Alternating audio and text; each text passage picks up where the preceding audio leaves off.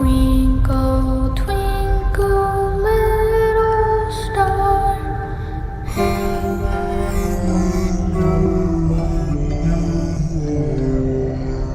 He's alive!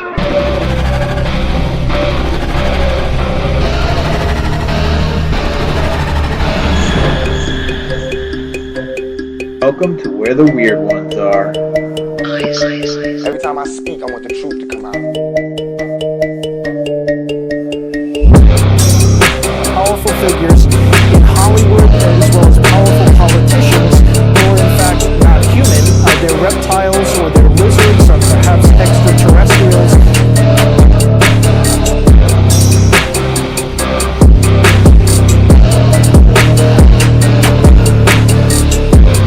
I don't think it is a human. I think it's a Sasquatch.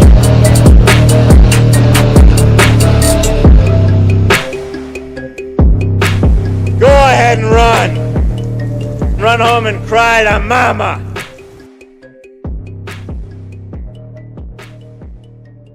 Let's get weird.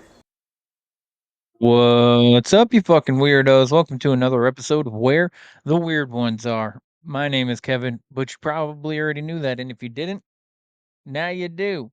Today's episode is with Cross the Line Paranormal.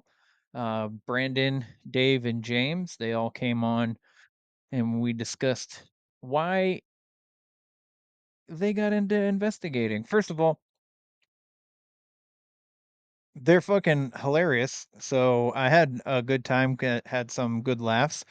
So Brandon especially has gotten touched a few times, so that was pretty interesting. But yeah, no, they're all fantastic people. Really enjoyed this conversation.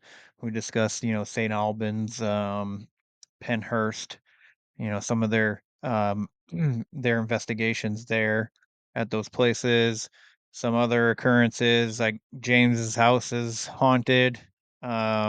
He enjoys bringing them to his house by the way they made it sound. So he also collects haunted objects, which you will never find me doing that shit. That's for sure. Not bringing shit home. Uh, it's not for me. But as long as he's staying safe, that's all I care about. So, um, yeah. So we're talking how they got into investigating. Dave was late. You know, apparently had something important to do. I guess.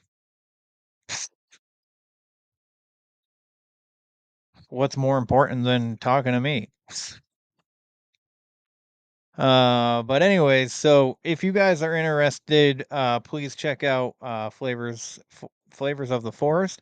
They have raw garlic dust. It is fucking phenomenal. I put it on everything.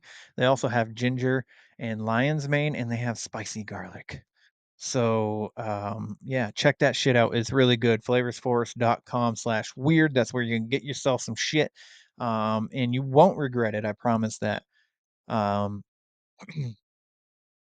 and you can also follow them on Instagram, Flavors Forest. So yeah. Other than that, I got my hot sauce. Got hot lemon squeeze. Why did that just stick to the? Are they all sticking? Is it getting too gooey down here? Shit. All right. So I got hot lemon squeeze. I got down the rabbit hole, blueberry heat, and green apple sizzle. Strawberry murder juice will be on the website soon. So yeah, hope you guys enjoyed the hot sauce. If you decide to get some, that'd be cool. If you're interested, the Patreon, $5 a month, you get a free coffee mug. Um, so, and that's even if you pay and uh, you become a member and delete. Can't if you get your subscription. Fucking a, I can't fucking speak. If you get a subscription and delete it right after, you're still a member for the month. So you're still gonna get a coffee mug, even though sending it far away is expensive. Uh, yeah. So what I'm thinking about doing with the Patreon, so I got story time, which I really got to dive into more. I apologize for everybody that's in there about the lack of the other content. I mean, yeah, you get the regular episodes a little bit early, but other than that, it's story time. And I took Conspiracy Tuesday off of there because it was already a part of the main show, so I'd rather it just stay on the main show. But I am thinking about doing lives. So if I can figure it out, when I record each episode, they'll be live on Patreon. So instead of just putting them out early, you know what I mean? Like for the Patreon members, instead of getting it early, it'll be even earlier because then you can just listen while we're talking, and then you probably, I think, I don't know. I'm working that out right now, so hopefully we can do live shit on for the Patreon members. Yeah, if you guys are down for that. So, but again, $5 a month would help me out extensively. Trying to get this production company off the ground and the hot sauce company off the ground. Which the hot sauce is doing pretty well, anyways. So, but if you're in the area of Raynham, Massachusetts, tomorrow, come on down to the VFW and kick it with us for a few hours. So I will be speaking. I'm just going to talk about some main cryptids and stuff. It is Cryptid Fest after all. So tomorrow at 1 p.m. to 6 p.m., come on, motherfucking down, bitches, and hang out, have some beers, listen to some stories, check out a couple vendors, you know? So, um, I say a lot. But Veronica also she messaged me again and she'll basically let me know that I say anywho a lot, which I kind of do. It was pretty funny. It made me chuckle. I'll say that, Veronica. It made me chuckle. She was like, anywho, as you say. uh Man, I do be saying anywho a lot. That's okay. But if you find yourself in any kind of distress, please dial 988 here in the US. It is the suicide prevention hotline. They will help you out. They'll talk to you if you need somebody to talk to. So please do that because you deserve to be here and you do not realize the hole you will be leaving behind. I promise you that. We never know how much we are actually loved. We will never know for sure.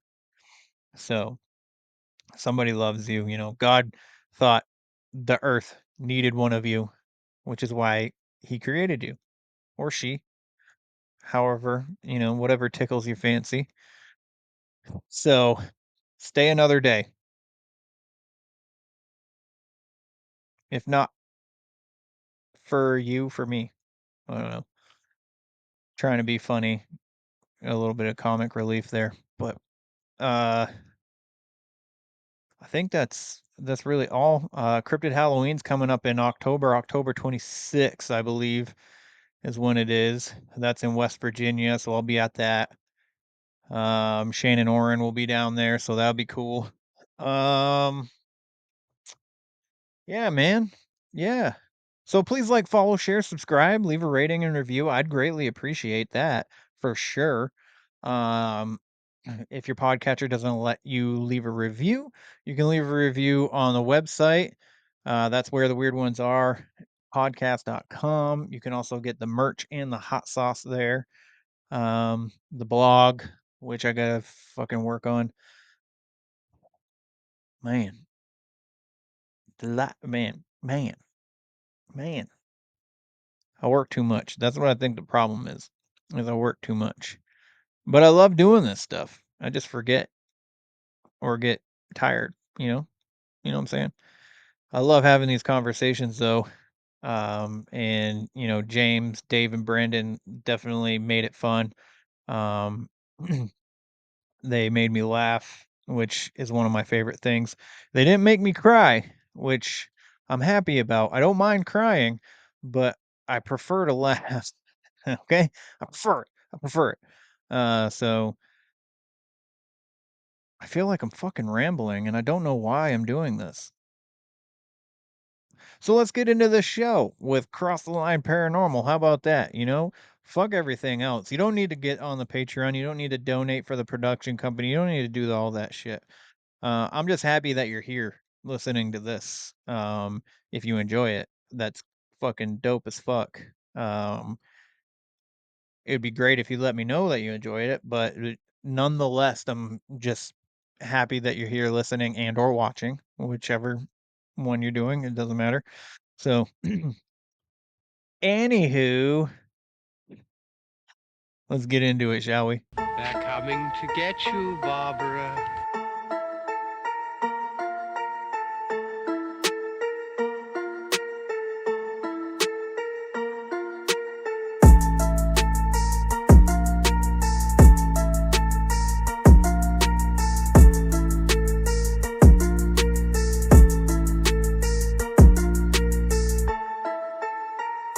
Let's get weird. Let's get weird. Let's get weird. Let's get weird. Weird. Get weird.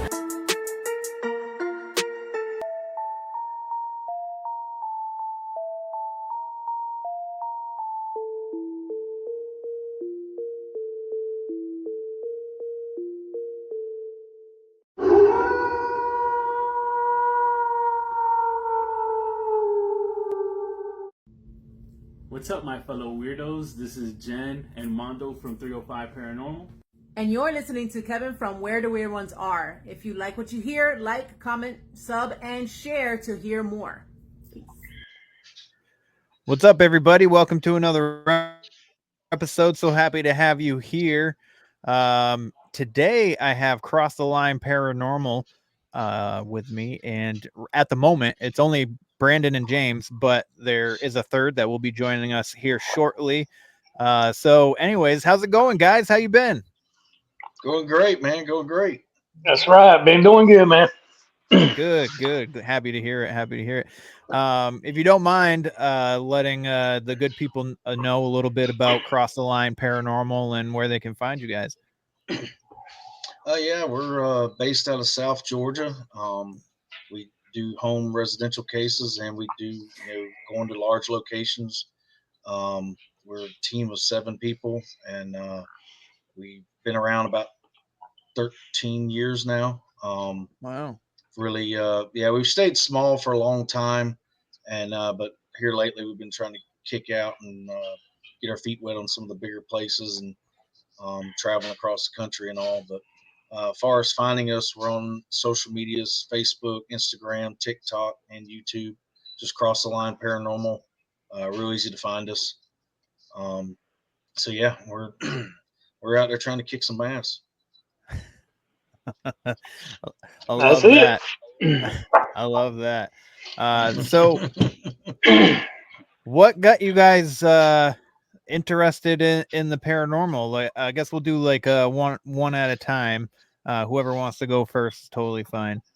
Ladies first. Brandon can go first. Why it's got to be the ladies first? And I'm. Wait a minute. You're the one in the right in the middle. You But- are. I'm not a sandwich. Hey, that's okay. Beauty before age. That's all that matters. And I'm a type of person that when I got into it and everything, I was like more like trying to debunk stuff because at the time I didn't really believe in it, and I really want to get into it. And I had a buddy of mine. She was a EMT at the time, and I was working with the sheriff department at the time, and she's like started doing little sections around the neighborhood and around the areas and going places, and we've been doing a little bit of stuff here and there, and she came across James and them, but at the time it wasn't James. It was it's been so long I forgot his name. James. Philip. There you go. Philip. At the time Philip had it, and she came to me and she did a couple of investigation with Philip and them, and she came to me with it. She said, "Hey, I joined up with a team. You probably like them, and let's see, and go from there." So I've been with them, James. It's been more than 13 freaking years, He started 14 now because he started in 2010. Yeah, it was. Our buddy Philip started the team in 2010. I came on in 13, and Brandon started sometime around when Philip started the group on and off.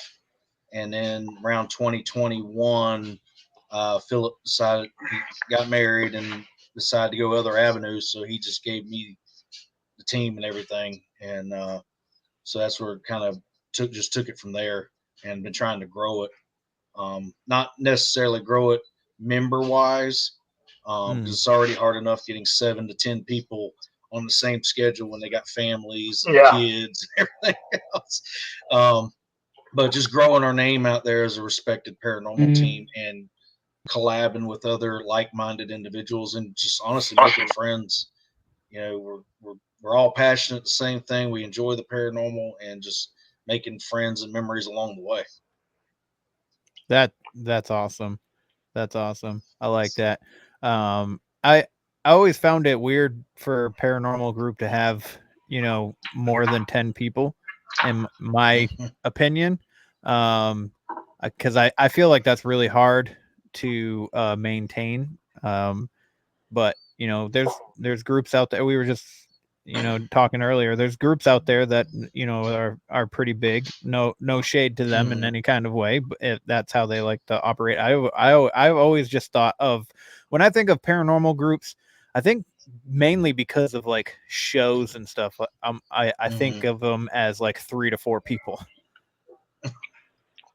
So yeah, I think the original Ghost Hunters started. They had about 10, and of course, did they? You can break it off multiple people, and for TV and everything to keep the excitement up. And sometimes it's good to have multiple people for backups if some person can't go. But I mean, we've found there's a lot of times 2 people's enough. 3 to 4. And that's all you really need. A little more work on things, but it can be done. So yeah, it's based on the size of the place too, as well, and the residential or. For sure. And a lot of times, the activity may spike more with a smaller group than it does with a bigger group. Yeah, we've been there. Yep, exactly. Far as how I got into it, I've been exposed to paranormal ever since being a little kid. My family's never shied away from it. They always told me, fear the living, not the dead. Ghosts won't hurt you. And which I found that out later on that they can. I got scratched at the jail a couple years back. Oh, no shit. Yeah, got 2 scratch marks across my back. Damn. And so it looks almost like an upside down Nike sign. But yeah, probably the kicker for me was seeing my grandfather after he passed away when I was little. I was about 10 or 12. And he was walking through our house.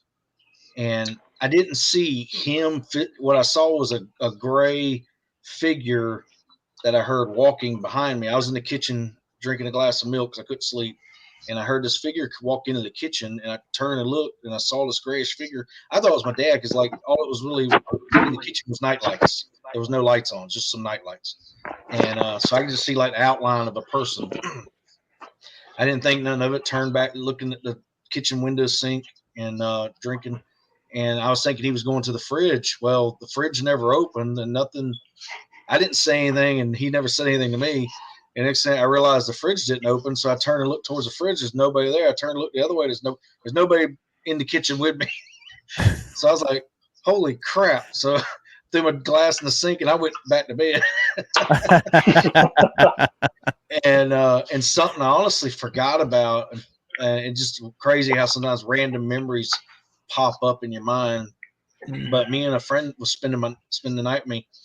And one of my grandfather, he was an old pilot and all that, and he had a big recording device. I mean, it was basically pre-tape cassette. It was the big round reels of film.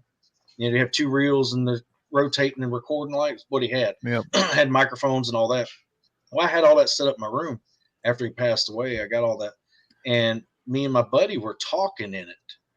And, you know, we're recording.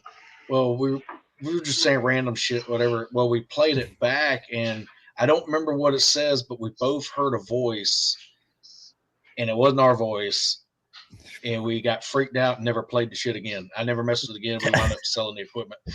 But at the time, Ghost Hunters hadn't come out. I didn't know what an EVP was.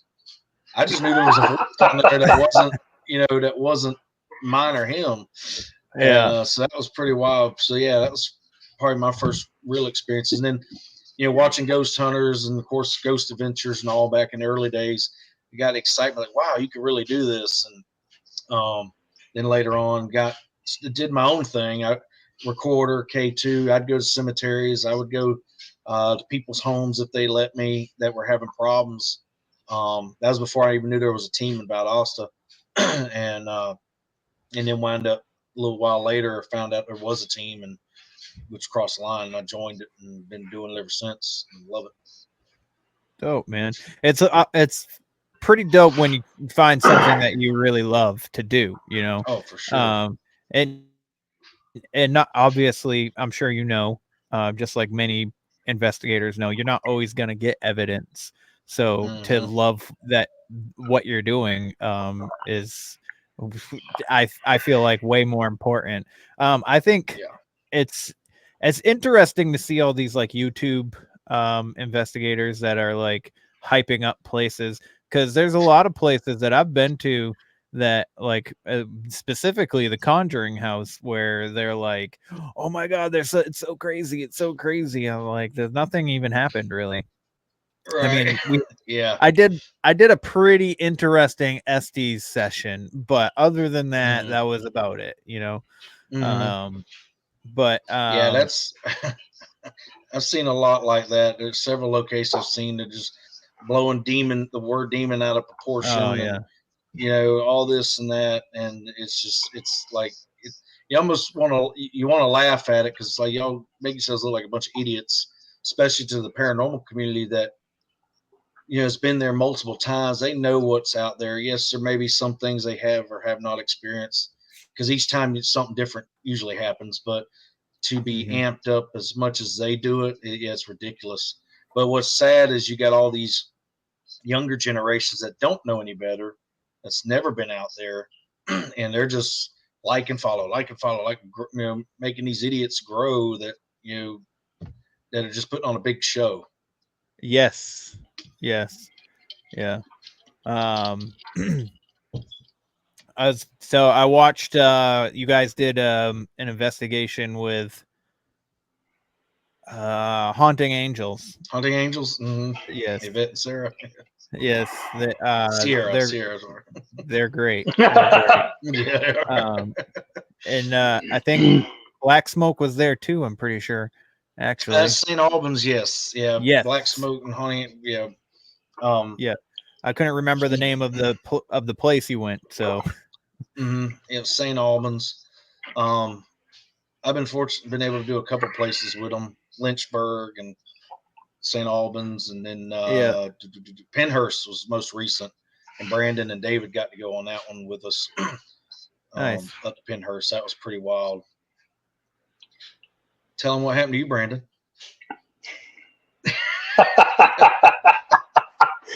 Oh man, tell them what happened to me. Why you got to throw somebody right in the spotlight? I mean, it's on video. No, I'm good. No, we was down in the tunnel doing what was setting up a couple of the devices down there. Yeah. And we haven't been down there very long. No, we haven't. Into the tunnels. And we was asking questions, and was it you or David heard help?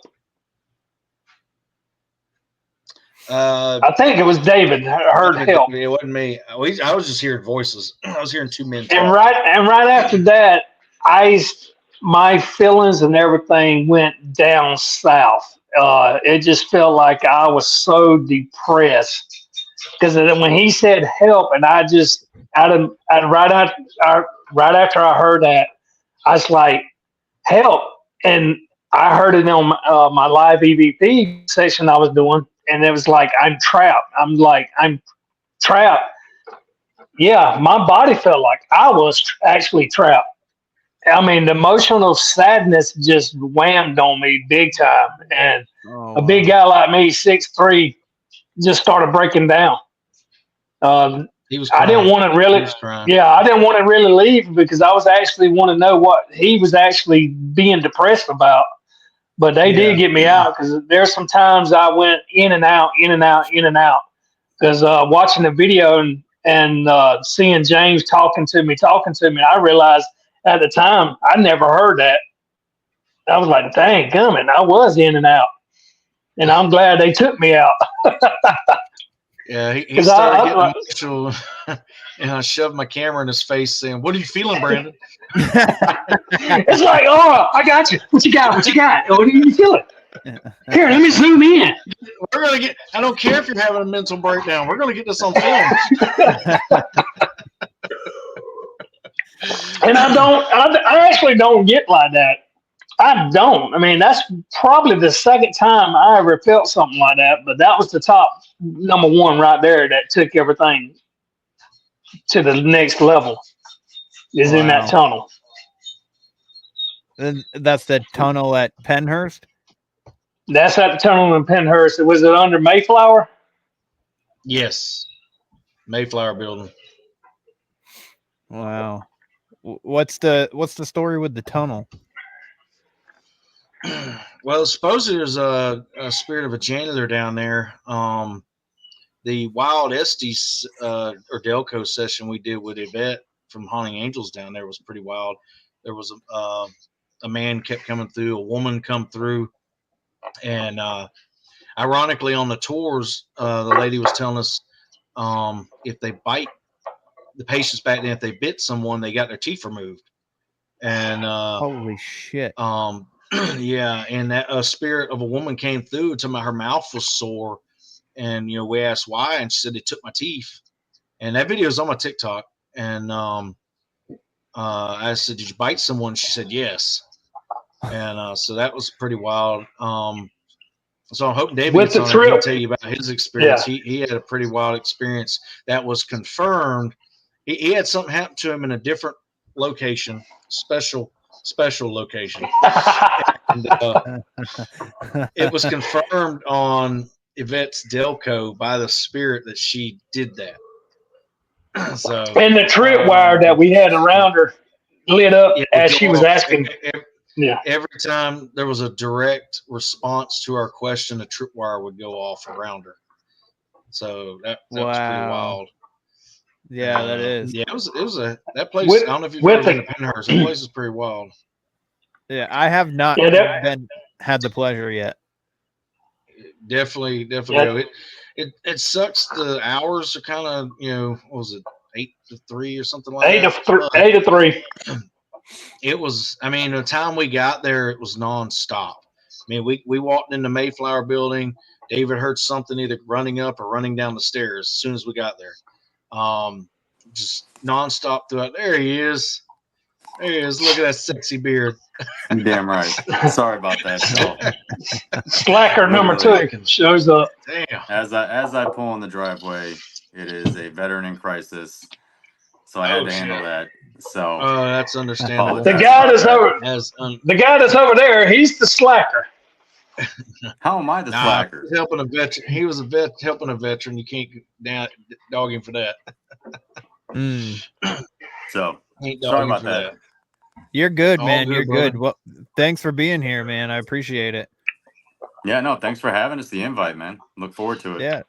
Yeah, no problem. So I had already asked Brandon and James what got them started in paranormal. So I guess I'll ask you now, what got you interested in investigating the paranormal and all that? He wanted to be touched by a ghost.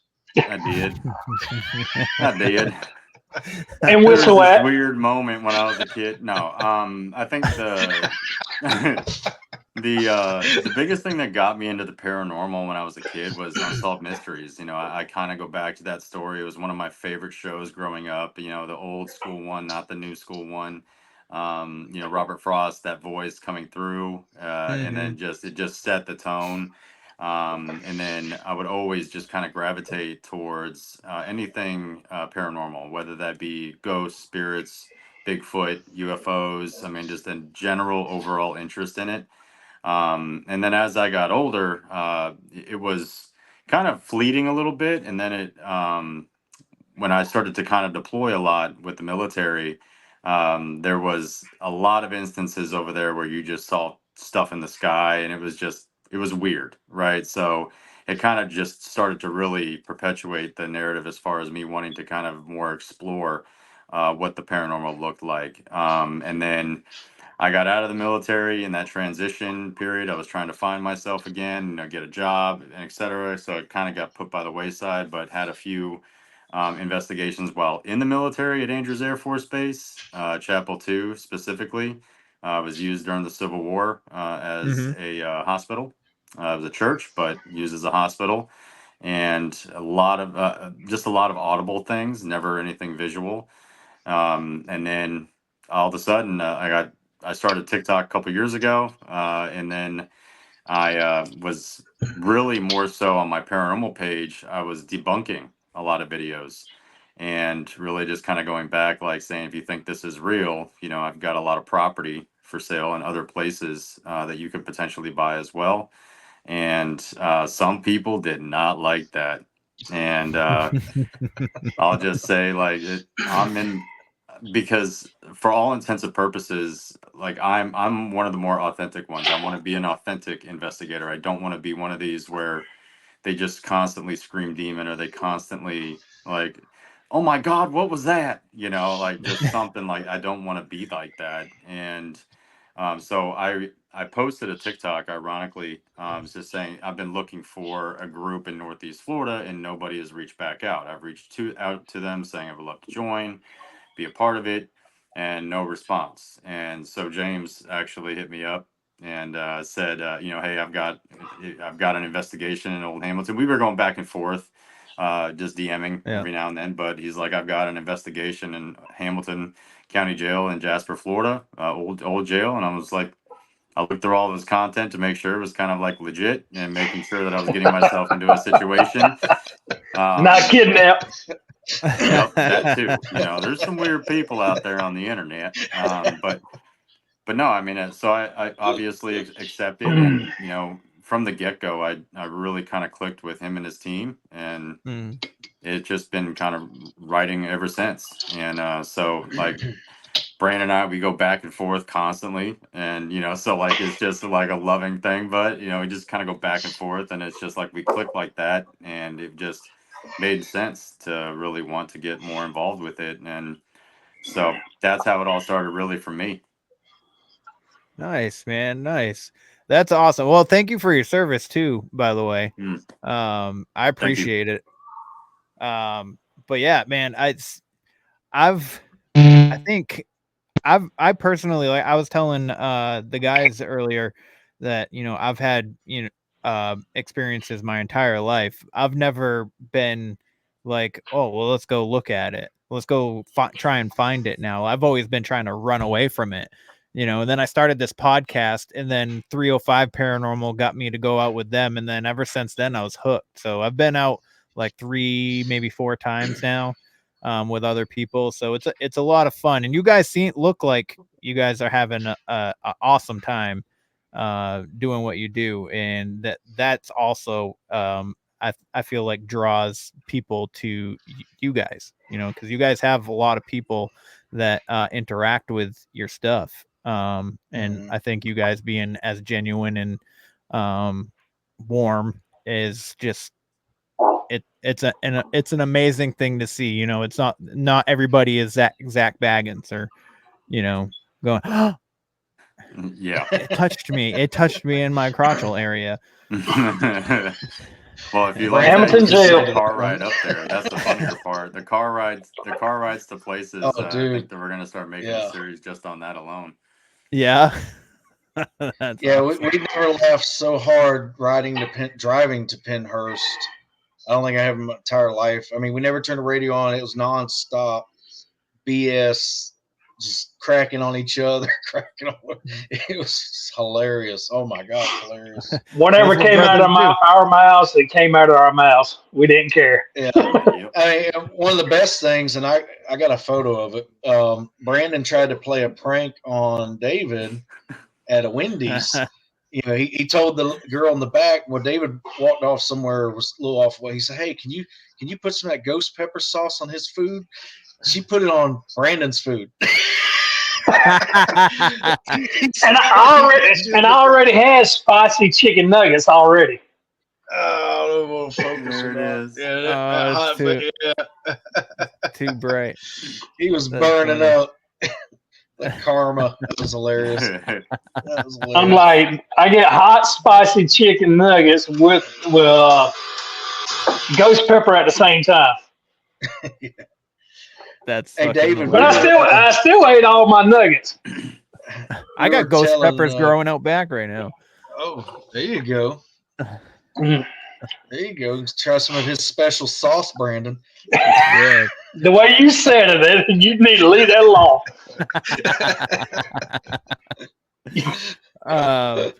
But David, No, they were telling me that you had a experience at Penhurst. in the special room. In the The special room. The special box. I mean, it's a special box, obviously, because you do get relieved in some sense of the word, right? So, but yeah, no, I mean, it was the first time that I It don't. like Penhurst, to be honest with you, because I still like, I know James has said it before, where I'm still very much an amateur, and I think that if you don't consider yourself kind of an amateur in every type of event, hunt or anything like that, you're never really open to learning, because every interaction is going to be different, right? But I saw pretty much everything besides a full apparition, and I experienced a lot at Penhurst besides a full apparition. So, so the box that they're talking about is not the one that we as men think about, but the box that they're talking about. It don't take shit off of nobody. Hey, first off, all right, I'm sorry. The floor is yours. No, I'm kidding. Fucking with you. But the one thing I will say is I was utilizing the facilities, if you will, and I held my flashlight up under my left armpit, and it's a hunting flashlight, so it's not nothing out of the ordinary. But so I held it up under my armpit, and all of a sudden I felt burning, and I'm like, okay, this is a hunting flash. It doesn't get this hot. And so I took it, out from under my arm, put it back in my pocket. And my armpit was still burning. So I was like, okay. So I walked back towards the Devon building, and Brandy, James's wife, was sitting out there. And I said, look, I'm not trying to take my shirt off for you or nothing, but can you see, like, I'm burning underneath my armpit? And she goes, oh, yeah, there's two there. Oh, wait, there's the third one. And so, like, the third one appeared on the outside as she was talking. And so that was in the Porter John outside the tunnels, so it can happen in any random spot. But yeah, there's a picture of it. I've got a few of those. I mean, down in the Mayflower, I saw the blackest shadow person I've ever seen. And it wasn't quick. It stuck its head out and then went back in. And it took me a second to process. And I was like, holy shit, that was a shadow person, so, and it took me a second, so, but voices, whistling, bangings. And so we try to really go through the gamut and wondering, is it just the building actually making noise, or is it a bang? But a lot of times when we asked for the bang, it would bang. It wasn't just random. So like when we didn't ask for it and there was a bang, we didn't really give it much attention, so, but yeah, I mean, it was from the get-go. So before we even started, I heard footsteps going up the Mayflower to the second floor before we even fucking started, so, wow. And that was in daylight still out, I mean, it literally like somebody ran up the stairs. So, but yeah, really cool experience from the get-go, man. It was a wild time, and I can't wait to go Even back. even in the daylight, we got what, baby crying. Mm-hmm. I mean, people talking in the distance. Oh, it was insane. Yeah. Yeah, the spirits there are not shy. They interact, and just like with one of their videos, he's talking about the men talking down there in the basement. Brandon went to the other end of the tunnel. Me, Brandy, and David were sitting there. I set my camera up the wrong way. I pointed it down the tunnel towards Brandon. Well, as soon as I set my camera down, you hear voices start talking, and we all turn and look towards the doorway, and we see a flash of light like a flashlight, and we're hearing two men, and then it stops, and we're like, we look at each other like that was talking, you know. Yeah. So I radio Yvette and them, say, hey, where are y'all at? Oh, we're over so and so in the tunnels and shit. We're like, holy shit, that wasn't them, you know. And then we hear it again, like a voice in the distance. And so then we start asking to do stuff, and it starts it's banging for us and stuff. It was nuts. It really was. And then of course Brandon cried, you know. So, but we talked about that. It was with the purest of heart. I do want to acknowledge though, when you were telling your story, that you had a thumbs up bubble pop up next to you. I don't know if you noticed. This happened in the last podcast, James. Yeah. Yeah, it did. We were like, where in the hell did that come from? Yeah, because usually it happens when you put your thumb up, like yeah. But so for some reason, sometimes it doesn't, and I don't even think you were moving. There it goes. Oh, there. Yeah. Maybe. Huh. Well, maybe if I did that or something like that, but I don't remember touching my face. Mine ain't doing it. That's weird. Yeah, I don't even think I don't even remember your hands coming up. Oh, at the you time. know what? I think when I did this and I put. Okay. Maybe. All right, that makes sense then. Or it was just a ghost being like, yeah, dude, I definitely burnt you. I touched you there, well, bro. because like even during our Estes, the Estes set, or not the Estes, the Delco session, it really did validate that it scratched, you know. So we'll get to that soon, I'm pretty sure. Yeah. We when we were doing that, the lady was talking. She talked about her teeth and all being pulled, but then trying to remember, Dave, was you that asked about the scratching to confirm it, or did she just bring it up? I can't remember. That was Sierra. Sierra asked. Okay. Yeah. Sierra asked about that, and she Yvette responded, you know, yes, and it was funny. I mean, she thought it was funny. You know, she probably thought he was funny looking too, and you know. Yeah. Oh.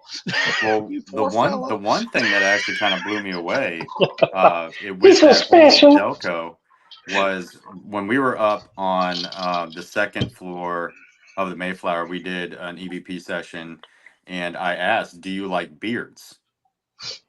And during the Delco session, Yvette comes through and says, "Beards, beards." Like, so she didn't even know I asked that question on the second floor. So that's wild. That is crazy. And in the Devon building, David got a whistle, disembodied whistle, as he was about to whistle. Yeah, that was weird. That is weird. Yeah, well, right by the time he's finna start whistling, you hear it just like that. Yeah, well, because I know you're not supposed to ask, right? Like, all right, I'm gonna whistle. You're not supposed to whistle. I don't give a shit. So, I said, all right, so I'm gonna whistle, and if you could, and then I literally just right before I started, you hear that, just like that, and it was like, oh, cool, and I was like, I heard that. So it was a really cool experience. Yeah, that was on video. And then right after that, James heard a noise down there. Yeah, I heard a noise in the same room, but like off in the corner. It was like a locker room type deal. Yeah. Do you remember? And I don't know if you all have watched it or not, but Destination Fear, when they went to Pennhurst, and there was a scene up on the where we were in the Devon building. But basically, what happened was there was a whistle, and then there was a bang on the side. So again, the validity of that, not 100% positive, but there's always been reports of whistling in the Devon building, and also in the basement of the Mayflower. So we heard it in both locations. It wasn't just one or the other. We heard it in both locations. So I didn't hear anything in the tunnels, but I know the girls did, right? Yeah, I believe they did. Yeah. Yeah. So it's all over the place, that whistling, and that's probably one of the coolest things that I've witnessed, because like I've said it while we were driving up there, like I just want to hear a whistle. That's all I ever said. I just want to hear somebody whistle, and sure enough, it happened. I want something to whistle at me. You damn right. Look at me. Just You, give me you got it. Yeah. I want to be catcalled for a change. You're right. Give me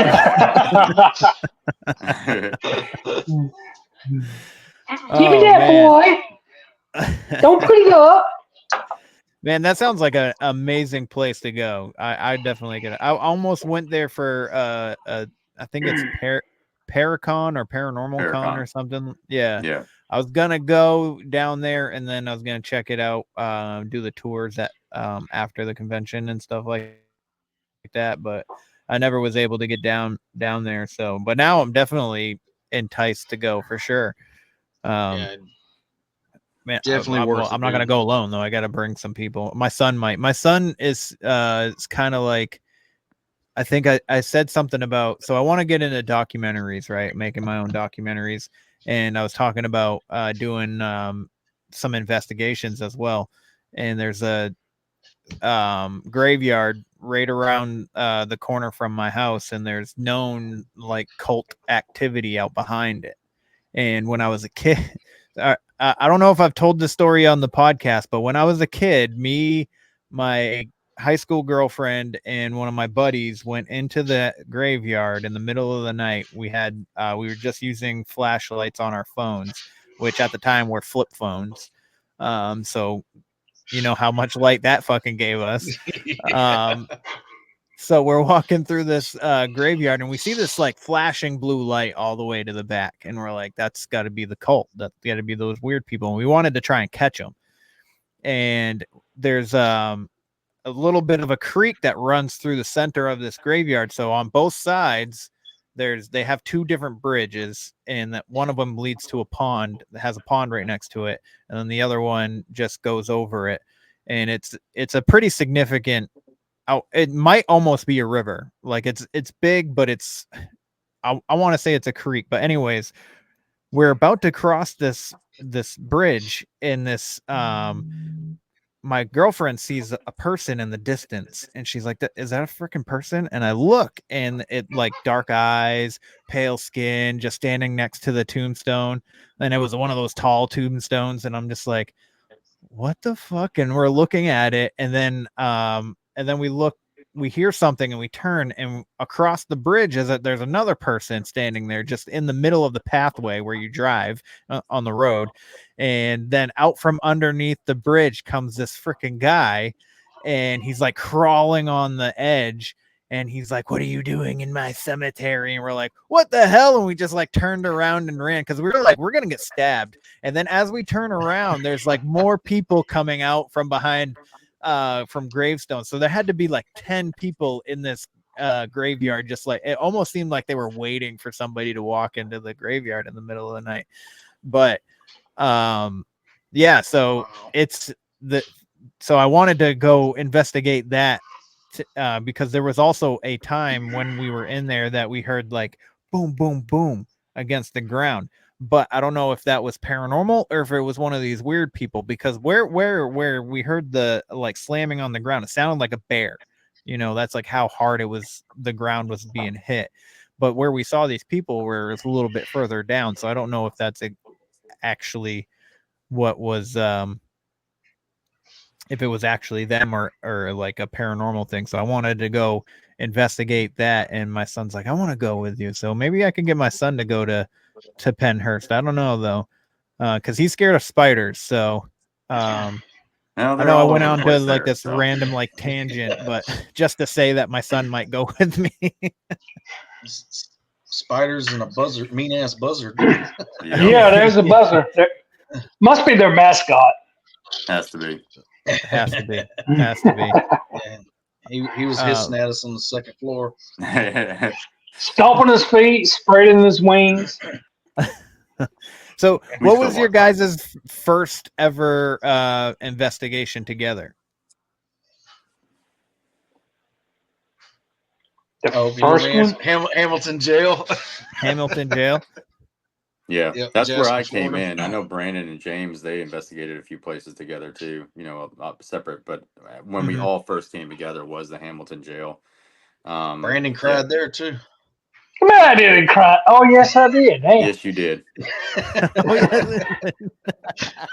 We love you, but you did. Yeah. I don't know why they attract to me with depression and shit. I don't understand. He also got violated there too. Oh, yes, I did. Uh-oh. Threw me off the wall. Yeah, we what was the we were hearing buzzing, or you were We like, no, me and you was at home we were in base. We're that. putting Yeah, the devices together, Yeah. and my phone was on the table, and I'm sitting there putting the device together. Next minute, no, I feel my crotch going.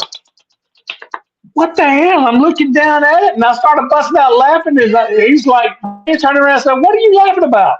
I said, "I don't know. Something just, well, my shit just there vibrating over here like somebody's playing with it." No, what really, me and James were in the area where the stairwell, right? So we were setting up, and then you were in home base making sure the cameras were good, right?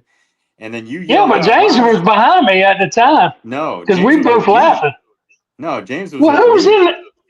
It wasn't Courtney in there. I know that. No, it wasn't Courtney. I don't know. No, Brandy didn't come till later, but no. So me and James were setting up, and you were in HQ, and it was right by the kitchen area, and then you kept you yelled out, "Why is my dick vibrating?" And then so James and I start to laugh, and then literally Courtney's up on the second floor, and all you heard is it was Oh, Shit. everybody it heard was so loud. the It came audible. across every downstairs too. I even heard it. Yeah, because I looked at James and I said, "Oh, that's got to be Brandon." Because I thought because we were all laughing at him, so Uh, I thought it was Brandon, and we just kind of went on our way, and then come to find out it wasn't. whoa. I wonder if you just like felt a presence. That's why you thought somebody was in the room with you, and then obviously, you were being played with. Mm-hmm.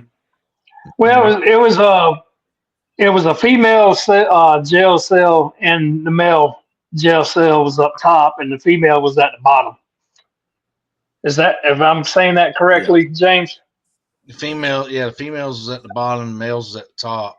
He So hopes it was a female that was messing with him. I was That's gonna what I say. was So, saying. I hope I it was was a gonna, female. I was just gonna say. So a male entity came downstairs looking for a woman. Was like, hey man, look at this guy. I'll put it. And it, I'll put I it would this way. I would die if the guy came out. I mean, voice came over there and just said it was me to James and David.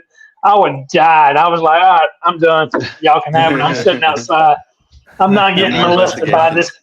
I never posted it but there was when it was just me and David there, and David was doing the Delco on the stairs, and entity came forward and said he was going to put his junk on. All he said was, "I'm putting my junk on your back," and I laughed. I said, "Oh, you're going to put it on David's back?" And he said, "No, I'm going to put it on your back." I was like, "Oh hell no!" God, that last night though, like the last night was really good at Hamilton. But it Hell, was we just saw literally me Shadow and right James. off the rip, setting up. Me and David saw a Shadow right off the rip, going through to figure out where to set up cameras. I mean, it was that for being a little jail. That place is very active. Yeah, and I got several videos on TikTok of David doing the Delco, and he did marvelous with it, and the responses that we were getting, and even to the point, I set a motion detector on the table that does green or red, and it went off on the red side away from me and away from the camera, like towards the cells. And I say, if that's you, like hit the table, bump the table. Well, then David starts talking about, are you touching the table? I feel the table shaking. It's like, holy shit. Yeah. It was wild. And I laid out poker cards, and David had no idea I pulled out the poker cards. Laid poker cards out on the table, and then David goes, poker? Shit. Well, I got touched there. Was I got touched on awesome. the shoulder there too, because at first, like, I thought he was bringing me out of the Delco session. You know what I mean? I was like, "Did you touch me?" I didn't feel his hand, because typically, like, he'll put his hand down and kind of say, "Hey, okay, you're done." And then it was on the shoulder, and it was like, "Okay, I guess we're gonna keep going." And so just kept rolling with the Delco session. But that second night was extremely active, especially with just two of us in there. So. But yeah, that's where we all first investigated together, because Brandon and the rest of the team had to leave the following day. So I go back to work. Yeah. What is the difference between Delco and Estes? Estes basically you're blindfolded. You're still using a spirit box with headphones. You're just blindfolded. Now I've had one experience with the Estes at the TIFF Theater. That was pretty wild. I guess you could say through your mind's eye. I was doing it in a group with the yellow woman. The woman in the yellow dress was one of them. Was like standing in front of me, almost in like 3D. It felt like 3D, just staring at me, but they had no eyes. They had the facial features, but there was no eyes there. Really, almost like their eyes were closed, but I didn't see eyelids. To the point it kind of creeped me out to where I had to look down. I'm wearing a blindfold and I had to look down. But the Delco is basically you're staring in the red light. Our buddy Mike from War Party, Mike Del Coro, created them for based off the Gansfield effect the CIA used to test for ESP back in the 50s. So a lot of people were doing ping pong balls cut in half and taping them to your eyes, and then a red light. Well, he created this idea to where you could do solid light or strobe effect. And the strobe effect's pretty wild because you feel like you're going down a kaleidoscope tunnel. I've never seen anything with the strobe effect. I have seen stuff with solid red, seen black shadow masks cross in front of it, and you can't see through it. You can wave your hand in front of it, you can't see nothing. But I've seen black shadow forms like come across the goggles. Yvette actually saw one blocked out her left eye during the session at Penhurst. Seen white light, like almost like an incandescent bulb light up through the lens. Pretty wild. And I think David's seen what he thought was a hand reaching out at the Hamilton jail. Brandon just cried while wearing them. Again?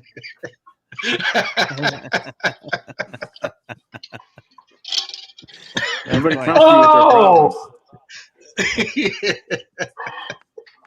What it was, I was smelling James's ass through him, and it was just making me cry.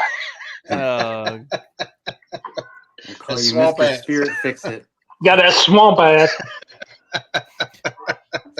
Have you guys ever been to the Davie School in Davie, Florida? Mm-hmm. I have. All right, so we're not special like James. That was where I went for my first investigation. Oh, nice. And I did my first Estes there, and I ended up feeling like I got touched on the shoulder while I was doing my session, and that was the first time I've ever been. I feel like, yeah, I think that's the first time I've ever been physically touched. Oh wow! And Mondo from 305, he's like, "Hey, this is our buddy Kevin. If you don't mind, just touching him on his shoulder, letting him know you're there." And in the video, right after he says it, I'm just like, "Oh, something just touched my shoulder," like literally right after.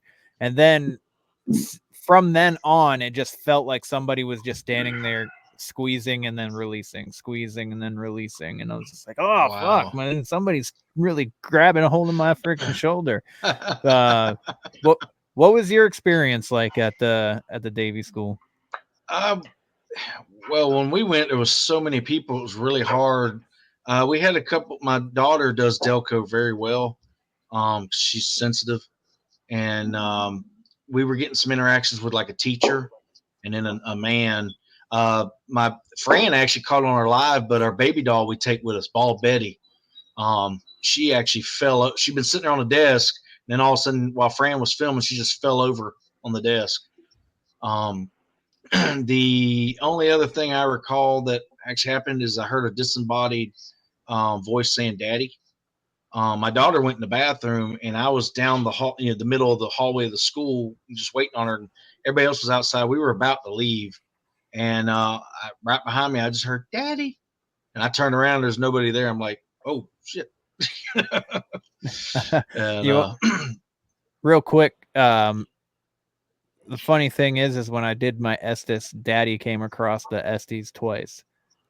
Wow. Yeah. Wow.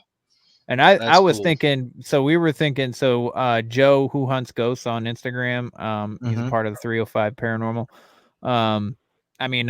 War Party, my bad. War Party. Yeah. So he apparently there's a woman entity named Margaret that fancies him, and he was coming up the stairs to where we were, and that's when I got the daddy, and I could hear everybody. I felt like vibration of laughter, and then I said something else. I think I said Margaret actually, and then Daddy came across again. Once he was like in there, so we attributed it to this woman calling him Daddy, like like, Daddy, kind of thing. Daddy but Joe. yeah.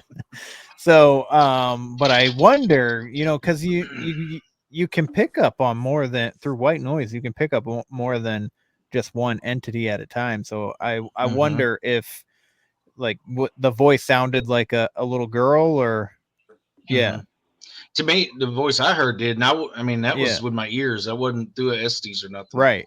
But it did sound like a little girl. Yeah. So I wonder if it's the same, if it was the same one. Could have very possible. Looking for her that's parents. crazy. That gives me a whole different like view on that whole situation now. Right. Yeah, because I mean, I had no idea you experienced that at all. Yeah. And then just my experience of hearing a little girl saying "Daddy" there, disembodied, voice. And then, wow, that's pretty cool. But yeah, the Estes with the white noise, I definitely think you hear more than one. And a lot of times you have to tell them to back off so you can understand them because they're back and forth. And then a lot of times it sounds like they're having conversations with each other, which is another amazing thing. That's wild in itself. Yeah, I did I did another Estes at the Conjuring, and I was just saying like random word. I was saying what I was hearing, right? And and I was just saying random words, and one of the words I said feathers, and in the video you hear my buddy Scott from Beyond the Shadows podcast. He's like, can you say something that makes sense to me?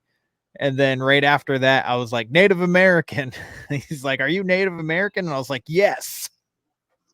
And then it just like, it snowballed from there. Like that was the most interesting thing we got at the Conjuring House was that SD session.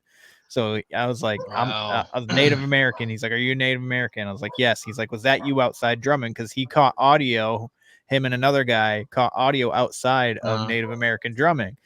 And you can clearly hear it. Like it's very faint, but you can tell that it's Native American drumming. And so he's like, and then he's like, so was that you outside drumming? And I go, being bold. And he goes, I would say that was pretty bold.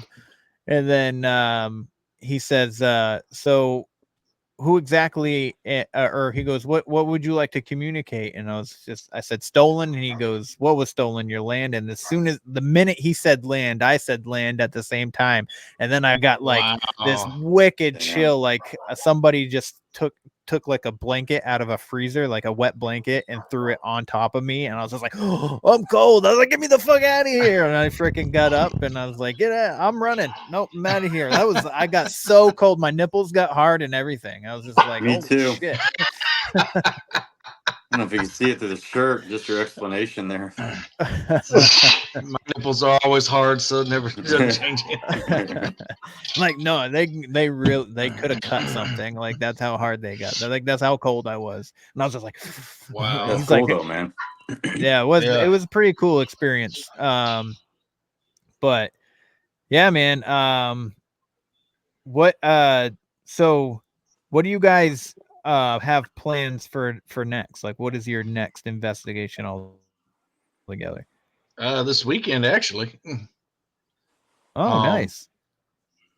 We were supposed to do the Tifton Theater. The Haunting Angels are coming down, and but our buddy the manager forgot this weekend. He had some family issues come up, so thankfully I've made friends with the head librarian at the library, which is also pretty active and haunted.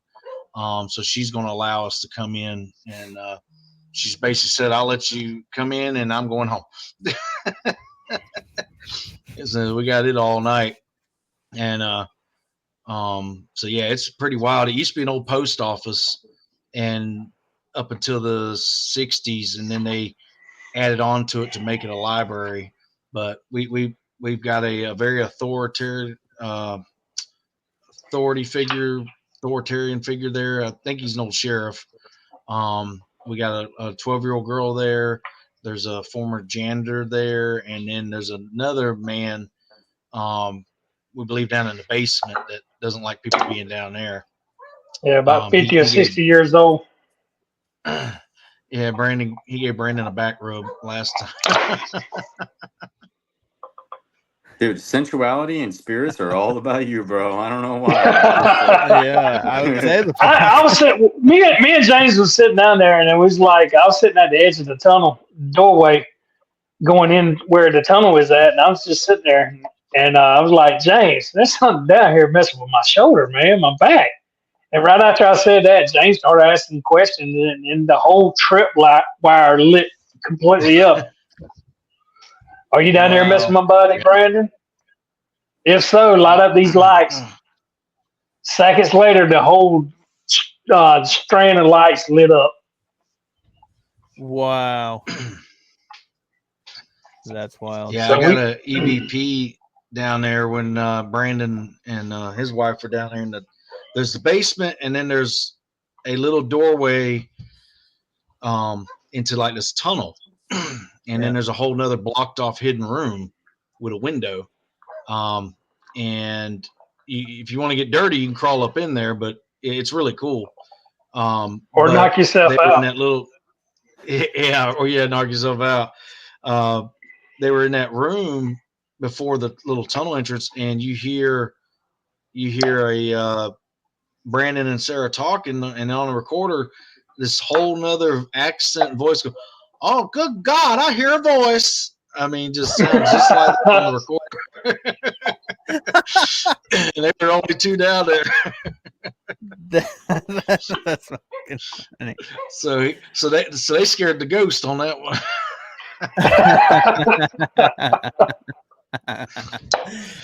It's interesting because there's times where I wonder if the ghosts are seeing us the same way we're seeing or hearing them, like experiencing us the same way we're experiencing them. Because I don't know if you ever saw this TikTok video, but it was this gentleman that went on an investigation, and he was talking to an entity who was asking him questions, and he's just like, he never came across that, so he thought it was interesting. So he asked him what year it was, and he said 2084, and he's like, that's the future. He goes, so the entity, what ended up happening is he found out that whatever entity he was talking to thought that he was a ghost. So then he asked him who his grandfather was. So he gave him his grandfather's name, and then he looked him up on Facebook, was a real person, and was about the same age as this entity was telling him he was in this time. So that's pretty interesting. So I sometimes I wonder. I haven't seen that. Yeah, it's an interesting. I think it's pretty thought provoking. at the Yeah. least. You know, I've never heard a lot of. Well, I see, think this I've might be been on the a only lot. one that I've heard Oh, of. go ahead. But Go ahead. Mm. yeah, sorry. Yeah, because I I've been on a lot of You're good. I've been on a lot of investigations, and rarely do you get years. You ask them what Right. year it is, you rarely get a year, if any. Now, one thing I have been successful a few times, instead of asking year, I start asking who's the president, and I've gotten good one. Yeah, good Wilson. one. I've gotten right before Wilson, because we've got both of these at the library. It starts with a T. Taft. That's it. Got Taft.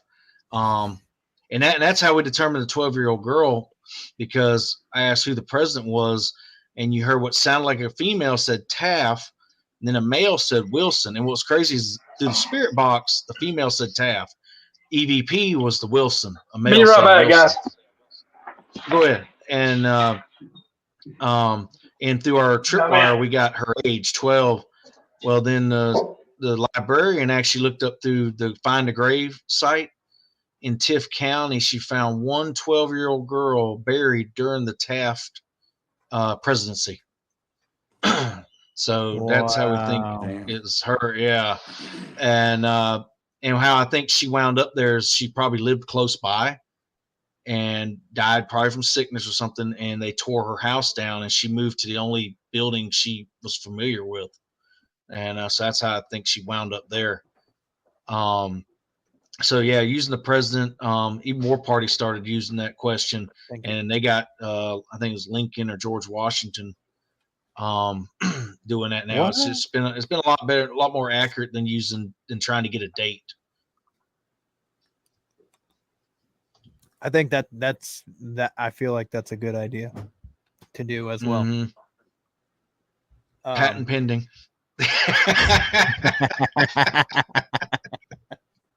I've already written it up. You know, it's already up there.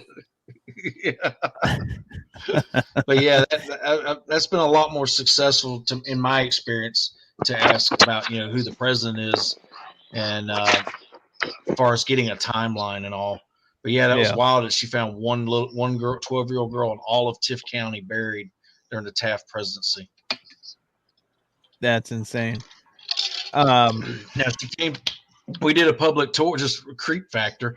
We did a public tour last year. We're doing them again this year.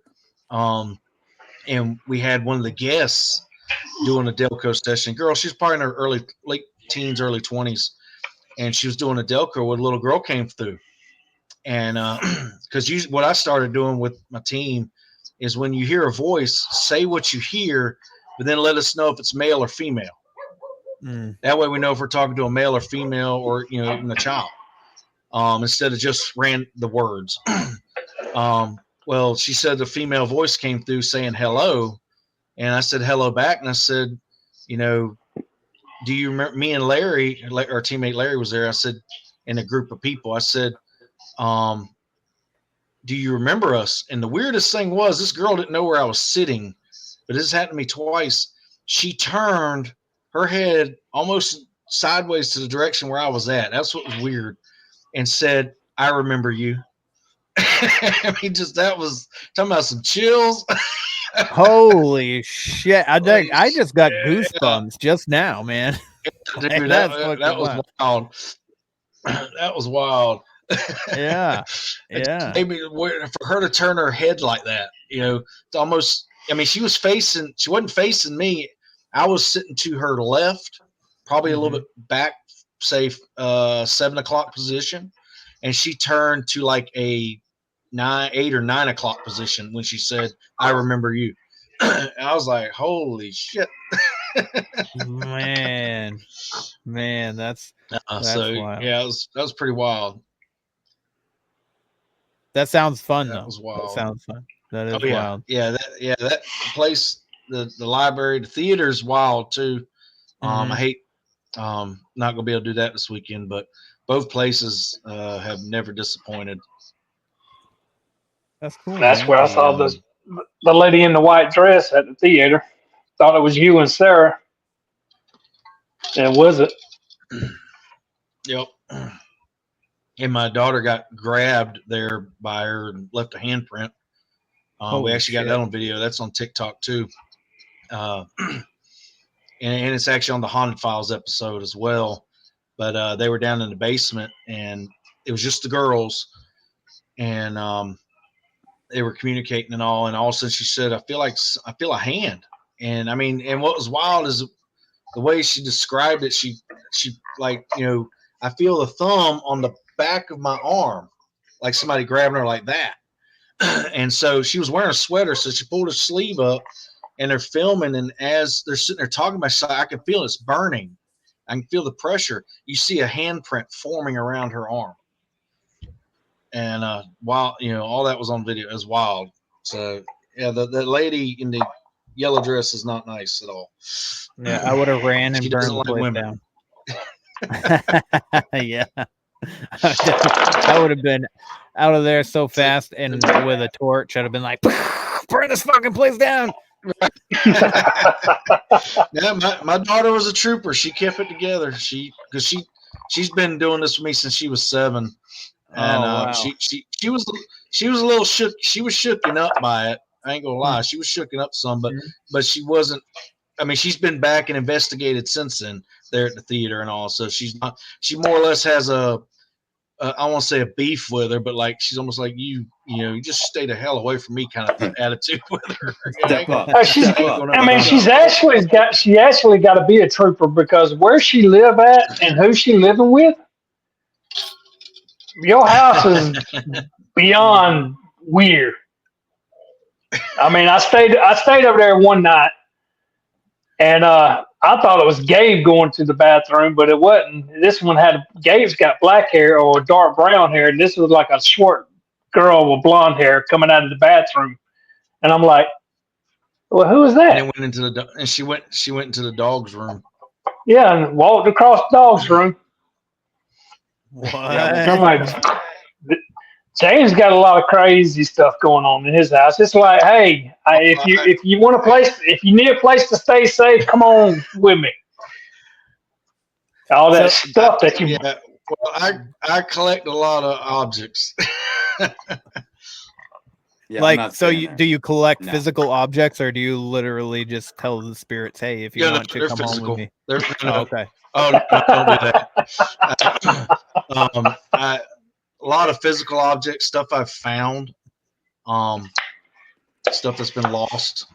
I don't go to places and steal it. It's stuff that's like was buried, I found in the ground, or under a basement floor or something. Stuff that's been lost, and then a couple things I bought off of Etsy off one particular buyer. Third Eye Haunts. Her reviews, every review is 5-star, and I've gotten a couple objects from her. And I don't know, it's become more of they're most time respectful. Sometimes they're playful. None of them have been negative. I just feel more like I give them a home and a safe space to where they're not forgotten and their stuff's not destroyed. It's just how I almost felt like a gatekeeper or a caretaker in a sense. I'll talk to them from time to time, just acknowledge they're there. Sometimes we'll go weeks with nothing happen. Then next time, the most recent thing that happened to me, the Brandon's was probably most recent, but happened to me a couple weeks ago. I walked out of the kitchen. I heard a woman's voice down the hallway towards my daughter's in his room, but everybody was asleep. My daughter was at her mom's. And so I walked and went to the bathroom. Well, as I was leaving the bathroom, I heard a man say, "Thank you." I don't know why. He said, "Thank you." And as I was coming out of my bedroom doorway I got a curio cabinet with my objects all in it. And something between the recliner and the curio cabinet, all I could tell you, it looked like a head and a form stood up about 4 foot tall, and it was gone. And oh no, I'm sorry. I did have night before last. It looked like a black head, weird shaped head, almost more like a point than a rounded point, popped up behind my TV, went down, then moved a little bit from like left to right and popped back up again and went down. I got up thinking it was my cat and there was nothing over there. And I was like, oh, I guess y'all want the TV on, huh? So I turned the TV off. They're just adjusting the rabbit ears, bro. That's all that was. Yeah, that's what it was. Trying to You get had that a good shadow signal. cone head. Yeah, but we've communicated with probably at least eight spirits here. Oh my god. Some of them steady come and go and all that, but most of them off the objects. Like my daughter, because she always wants to do the Delco or Estes here, and that's how we find out who they are. Like one's a ring I found. As a couple that was fighting. She wants me to destroy the ring. He doesn't. I mean, it's pretty wild stuff that's come across. Oh. But can y'all still hear me? My screen just went out. Oh, there we go. Yeah. Yeah, I can still hear A really wild thing was I got a French guy that come across. She's like, I just heard a French guy go bonjour, and I'm like, where in the hell did a French guy come from? Well, I got thinking about it really hard, and it was put away in the closet, but I got it out in my case now. But I got a box. I can't even pronounce the town, but it's from World War I. It was given to my grandfather, but it's from France. And it's got it written inside there, 1919, whatever the town is, France. And I was like, holy shit. You know? That's dope. So yeah, I got a French soldier that comes in from time to time. My favorite spirit over at James' house is the doctor. You play with a stethoscope, and a couple days later, it start messing with James. This shit starts happening. Yeah, he's the prankster. He's the prankster. Does he ask you to breathe in real deep? Take a deep breath. Fucker won't write a prescription worth shit. I was just to say, thankfully, I haven't got my prostate checked by him. Oh, it's coming. It's coming. I figured that happened to you first, Brandon. I mean, obviously, just the central of it. Hold on, David. I got something for you. A lot of people have that for me, bro. A lot of people. It's everywhere. It's everywhere. He's just David. He's reminding you you're number one. I am. That's all it is. I am in a lot of different cases, especially with the ghost pepper sauce. Asshole. Man. Do you guys have a favorite place that you've been to thus far? Penhurst for me. That's the fucking thing. Yeah. Penhurst nailed it. I was gonna say something. Okay. I mean, Penhurst was pretty top. I still hold Waverly. I mean, if you look at activity, Penhurst was pretty mind blowing. Waverly have had some pretty wild experiences. What I guess still holds me dear to Waverly is I've been, like I said, been doing this for a long time. Mm-hmm. Excuse me. And Waverly is where I seen my first full body apparition 2 years ago. And down near the it was on the first floor. It was just me and my wife down there, and we were coming out of the death tunnel. And when we went down there, and this is in February, it was snowing and all. When we went down there, nobody else went down there with us. The doors were shut. And so we went in death tunnel, had some wild experiences, come out of the death tunnel, and there was a door open, like going into a room. And we walk up to the door. I'm like, I wonder who left this open, you know? And so we walk up to the room, and I'm running live audio. And so I look in, there's like heaters running for the one little area, base camp and all. And I'm like, okay, it's too loud to walk in here. We're not going to go in. It's a large room. And so I leaned back to let my wife lean and kind of look in. And I leaned back to look where we were just at. And there's this female hospital patient, solid as me and you, Blush, in a hospital gown. She was close enough behind my wife that I only saw her from the waist up. But she looked like something off The Ring because hair was covering her face. Her skin was kind of a grayish color, but I saw the hair covering her face, so I couldn't really see her facial features. But she was so detailed that there was little like designs on the gown, and she was there and gone. And I just screamed, "Oh shit!" and kind of defensed up back, and she was gone. Going back and listening to the audio, she was following us either when we come out of the death tunnel or somewhere in that little area, because when you're hearing us talking and all of a sudden my wife stops and I go, what's wrong? And she says, I heard something dragging behind us. And then you listen and then I see her.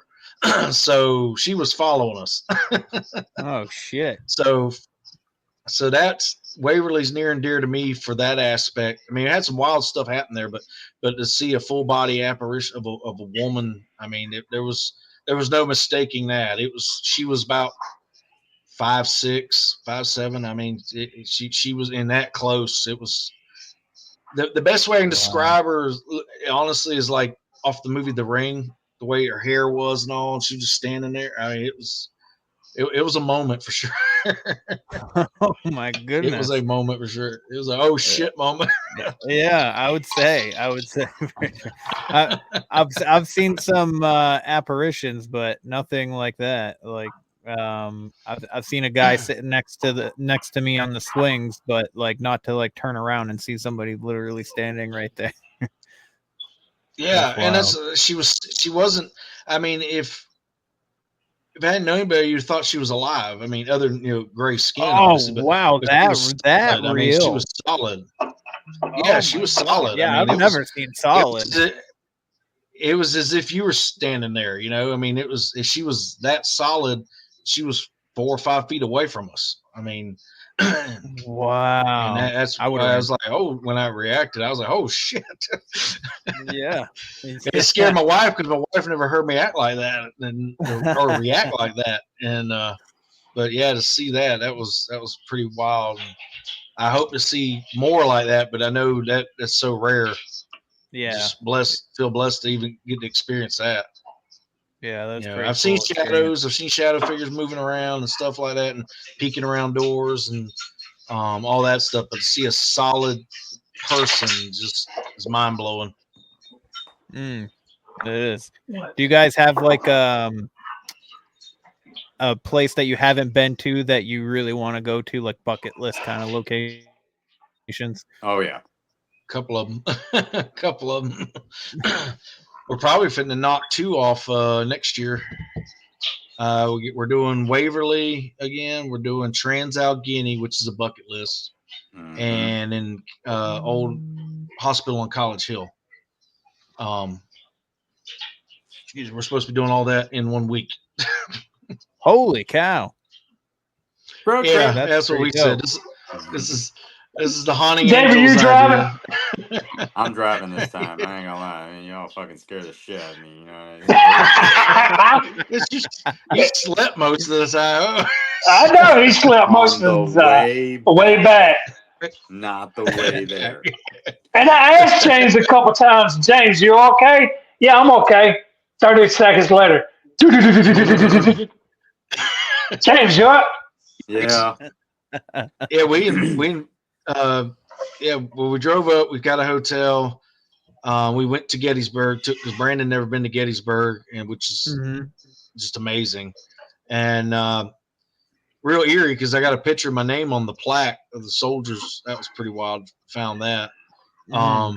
But we investigated Pennhurst and then drove all the way back to South Georgia, and David drove all the way back to St. Augustine. We didn't get a hotel.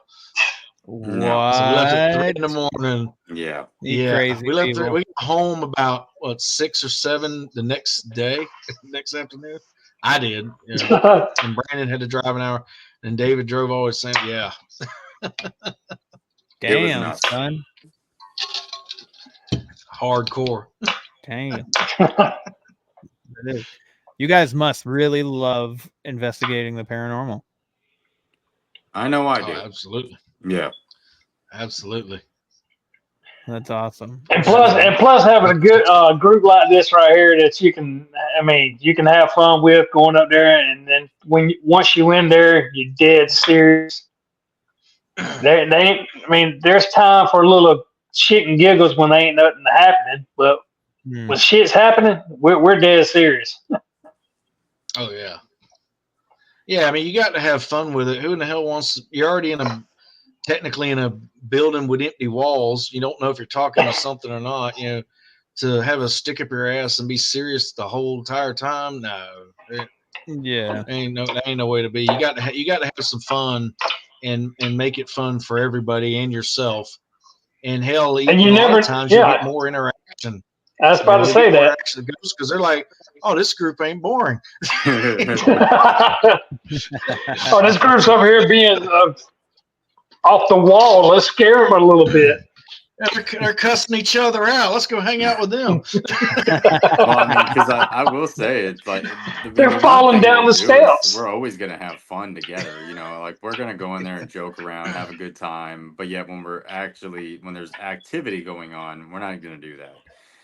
But in Right. between each of that, most definitely, like the shout out to the staff at Penhurst. I've done it on a few others, but like they even said, it's like you guys are like actually pretty cool to talk to and have fun with. Everybody else comes in here with like a protocol, like you will act this way, you will do this, you will do that, and it's like hell no, Just hell loosen no. up. Yeah. That's how the Conjuring house was. The lady told us that there was no drinking, which that's totally fine. I can do an investigation without. Well, I've never really done my own personal investigation, but I mean, to get alcohol involved anyway to begin with is kind of weird. So I feel like that was kind of like a no-brainer. But she was like, "You can't." Bathsheba isn't a real story, so don't be putting anything like that out there or trying to talk to her because that doesn't make any sense. And whatever you're gonna put on social media, I need to see first. And I was like, what? Yeah, That was I've wild. heard that. And then I heard about there's that. literally cameras everywhere. So I Did didn't she even get feel in like trouble? That's crazy. Yeah, she is in she's currently in the trouble. middle of getting, she's starting to get in trouble. Mm.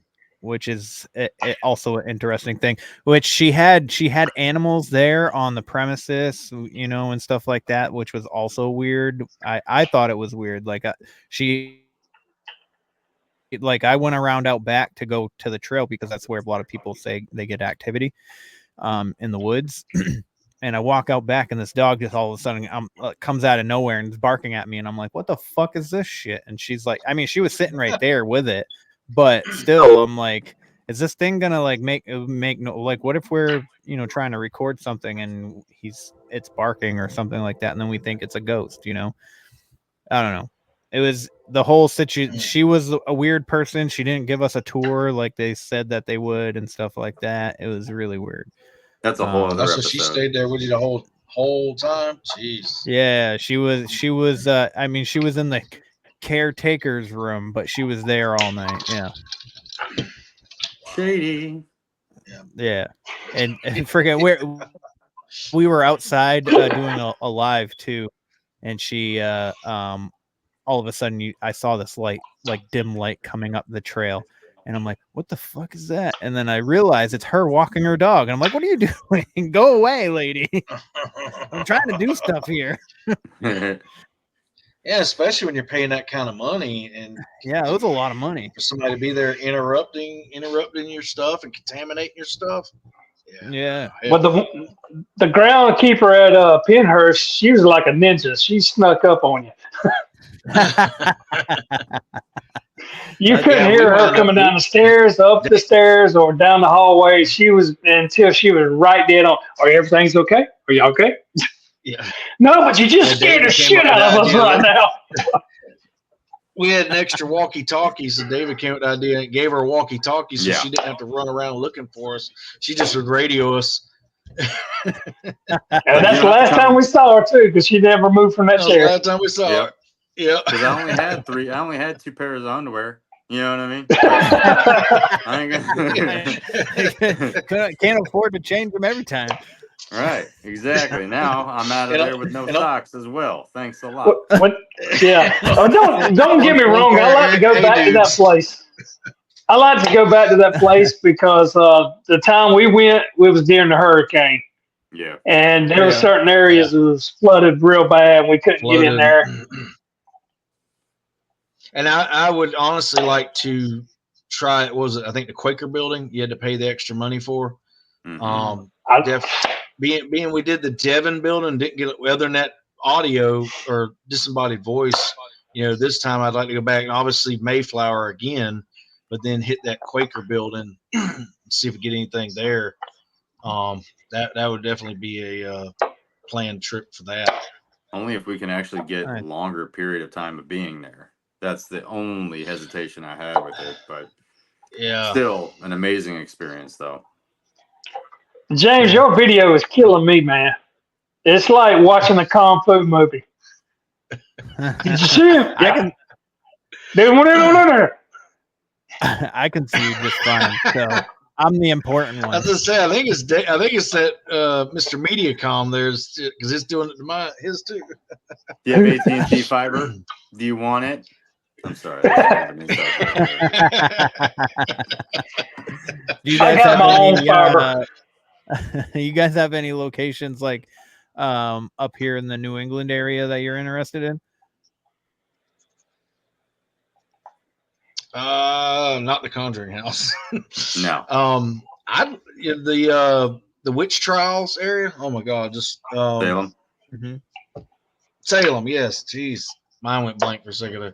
Definitely like to go up that way. Trying to think. I've seen there's some hospital that I didn't know existed before, and I don't know if they're sneaking into them or if they're actually allowing investigations up around New York and all. Oh, really? I've seen a couple with I think it's Vince, the urban investigator and all. He's posted a couple, like massive hospitals in the New York State area, just abandoned. The it's about 10 the story. Stafford Hotel is one in Buffalo, Mm-hmm. like the 18-story one hotel. There's a couple of ones that are like northwestern New York. That's up on the riverbanks, and a lot of those they're basically remains of said forts and during the Inquisitions, if you will, that coming up the rivers and everything else. So there's definitely a lot that's up there that I'd like to get up, just not during the winter. Yeah. Like I don't mind going now when it's Fort Mifflin's close. Is Yeah. Fort Mifflin close to you, Kevin? Yeah. Yeah, I think so. If it's the one that I'm thinking of. Yeah, the one like the Canadian War of Yes. 1712. Yeah. Yes. Mifflin. I think they were starting to do investigations too. I think. Yep. They were on the guy there was on War Party's podcast one time talking about it. Oh no shit. Nice. Yeah. I'm trying to get Fort Clinch I'd love to go out there with down here in Florida right now. It's like Fort Clinch right there in Fernandina Beach, Florida. It's supposedly very haunted as well. So I know they do a few like paranormal tours, but I want to see if there's ability to actually get a team in there, but nobody else. I don't like other people. So I want to make sure that we get in with a team and really investigate that space. Oh, that'd be That's cool. That would be cool. That would be cool. There's There a fort up here, a little bit like 2-3 hours north of me. Go. Where at? Sorry, there's a fort a couple hours north of me called Fort Knox that is said to be. They do investigations there and stuff like that, and there's a lot of evidence there. But it's weird because that fort never saw battle, but it did experience death. I mean, people get old, people get sick, people Shipwrecks, fight, everything. Yeah, all that stuff. So. Yeah, I know that place. You Maine, you're not far from the island. Good Lord, I can't think tonight. With the buried treasure, the Nova Scotia Island. Yes. Yeah. Curse of Oak Island. Oak Island. Yeah. Have you ever gone out there? I think they do tours now. No. It's so it's I think it's a 4-hour drive because I'm southern Maine. So it's like 4 or 5 hour drive to where you would take a boat out to the island. So okay. Yeah, Maine's huge. Well, Florida's pretty big too, but Maine's humongous. So, but there's also a lot of wilderness. I think. What is it? I think it's only 40% of the state is developed. So. Oh wow. Yeah. Didn't know that. Yeah, there's a ton of wilderness. There's So also a lot of areas for Bigfoot. Yeah, so there is stories of wild men, which aren't Bigfoot. They're just like feral people living out in the woods, and you can't find them. But people have reported Wow. encountering them, almost like a Wendigo, like they're like sickly looking, and they'll chase you. And they almost look like if they weren't wearing, camo frickin' pants and, combat boots, you would almost think that they were like a native tribe of some kind. Wow. But they're out there. They look like shit, but they're out there. What if they're trying to help you? Like they need help getting out, and you all are running away. You know, That's like, right. Good point. You got a good point there. They're like, help me, I'm gonna stab you with this freaking thing in my hand. It's But like, help me. help! Like, holy shit, this guy's chasing me. My taxes keep going up. I might be out there and be a wild man in the woods too. Damn right, Yeah. it keeps going up. We're all screwed. Yeah. But Oh man, what do you guys what's your favorite tool to use on investigations? Y'all go ahead. I like the Estes and Delco session, honestly. So that's what I've become accustomed to, and I've only done the Delco session once, but literally fell in love with it. Love the Spirit Box sessions. Love using that in any investigation. So that's one of my favorites. And the flashlight. You gotta have a flashlight. Like that's one of Have a also one of my flashlight. favorite tools. You gotta Flashlight. Flashlight. Mine is the live EVP because I'm always constantly wearing it. Yeah, then James, he screams at you from like 4 different rooms over. I heard this. I'm like, okay. Did you whisper? Did you whisper? Like, no, man, we're 4 fucking rooms away. How did you hear me whisper? Okay. Oh my god. I mean, I love the Delco session because the live responses back and forth when it's especially when it's going good. I guess still to me, just having a recorder that you can get an actual voice on that wasn't there when you asked the question is still mind blowing. Because I mean they don't have a voice box, so how in the hell are they talking into this recorder and leaving a voice? Yeah, I'd say still, recorder probably one of my favorites for getting actual, catching EVPs. And because I got which task cam's what Brandon uses, which you can hear a gnat scratch his ass across the room. But I've gotten Joe got me on the of course there's the DR60 War Party Loves, and I've had some conversations with a spirit in Arcadia with a DR60, but I can't fork $5,000 on a 1980s recorder. But the Sony ST25 and 45 is the next best thing to me, and I've gotten a couple of them and caught some really awesome EVPs, off of those. So yeah, I'd have to say the recorder. Nice, man. So this is my favorite question to ask before we get out of here. Is are you guys finding fulfillment in your lives with what you're doing? Absolutely. 1000%. And I made the joke that I've gotten more of a high chasing the dead than I ever did the living. You know what I mean? So like it's the God's honest truth, man. It's because again, everybody's story is different and everybody has a story to tell. So absolutely. Absolutely. I love that. I love that got for you guys. Like, and it again, like I enjoy seeing it on, you know, the socials and stuff like that. The things you guys do and the collaborations.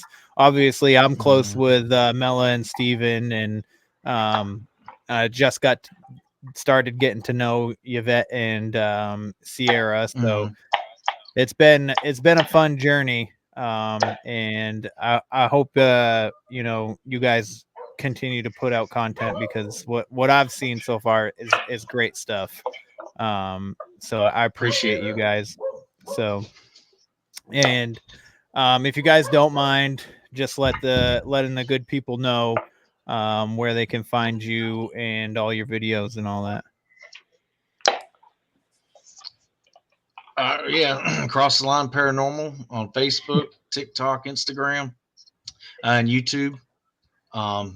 Pretty easy to find. Like I said, it's usually all one word, Cross the Line Paranormal. And yes, that's where you can find us. David, you want to plug your thing? Yeah, Warrior Paranormal on TikTok and Instagram, but obviously becoming more part of Cross the Line Paranormal. So, but yeah, that's where you can find me. I debunk a lot of shit and have a little bit of fun. So, hey man, you gotta have some kind of skepticism, at least a little bit, when it comes to this. Not everything that goes bump in the night is, you know, something strange. Sometimes you can figure it out. exactly. So it's a diamond. I'm kidding. It's not. It's a diamond. Oh man, you guys are great. You guys are hilarious. I absolutely enjoyed this conversation. And thank you for coming on. I really appreciate it, because, you know, time is our greatest currency, and the fact that you guys spent this time with me means the fucking world to me. So thanks a lot. Yeah. Yes, We just sir. appreciate the invite. Yeah. Exactly. Yeah, all right, everybody listening, that is today's show. So please go check out Cross the Line Paranormal on all their socials, and I'll put their links in the show notes so you can find them a little bit easier, so you don't have to type it out yourself. You can just click the link. But I hope you guys enjoyed it. I enjoyed it. And, you know, please like, follow, share, subscribe, leave a rating and review. If you can't leave a review on the catcher that you're listening on, leave a review on the website, Where the Weird Ones Are podcast.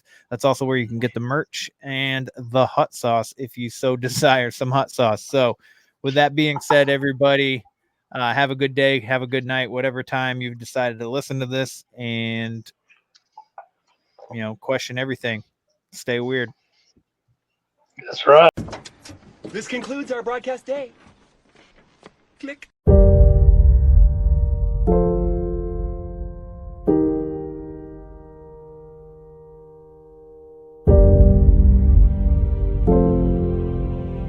Because in the end, none of us have very long on this earth. Life is fleeting. And if you're ever distressed, cast your eyes to the summer sky, when the stars are strung across the velvety night, and when a shooting star streaks through the blackness, turning night into day. Make a wish.